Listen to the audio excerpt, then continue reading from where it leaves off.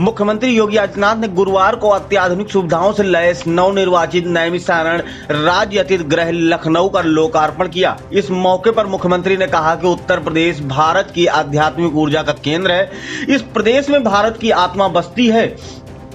इसी सनातन भावना के अनुरूप राज्य सरकार ने अपने सभी राज्य अतिथि गृहों का नामकरण किया है।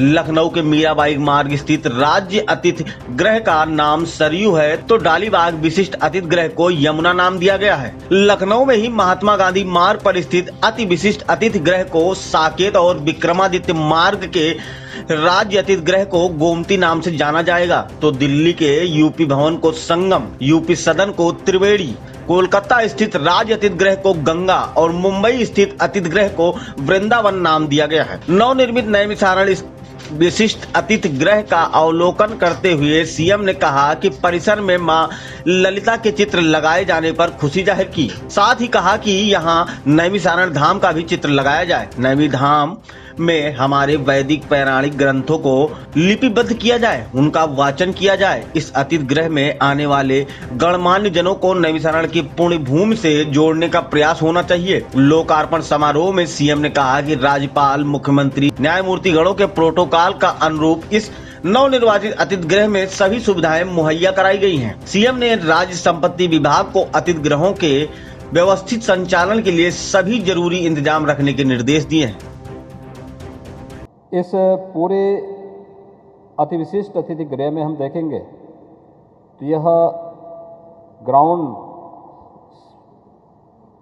से यानी बेसमेंट से लेकर के और ऊपर तक अगर देखेंगे तो यहाँ पर प्रत्येक यानी यहाँ पर 7 इसमें प्लेस हैं, जिसमें प्रथम तल में 7 कक्ष और 2 सूट स्थापित हैं। इस प्रकार कुल 73 कक्ष हैं, जिसमें 59 सिंगल तथा 14 इसमें सूट दिए गए हैं। इस पूरे अतिथि गृह में यह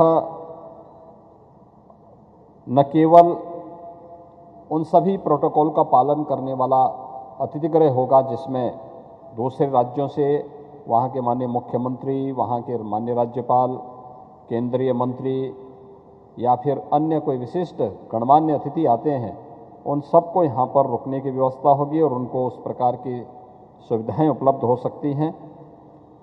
इसके साथ ही हम सब जानते हैं कि प्रदेश के अंदर पहले से राज्य संपत्ति विभाग के अंदर लखनऊ राजधानी समेत दिल्ली, कोलकाता और मुंबई में 9 राज्य अतिथि गृह पहले से संचालित हैं। इन सभी अतिथि गृह में जो भी मंत्रीगण जाते हैं, जो भी न्यायमूर्तिगण आते हैं, प्रदेश सरकार के विशिष्ट अतिथि होते हैं, हमारे जनप्रतिनिधिगण होते हैं, इन सभी के वहाँ पर उचित ठहरने की व्यवस्था की जाती है। और इसलिए हम लोगों ने कहा कि उत्तर प्रदेश देश की आध्यात्मिक ऊर्जा का केंद्र बिंदु है। भारत की आत्मा अगर कहीं बसती है तो वह राज्य उत्तर प्रदेश है। Bureau report, Dastak times.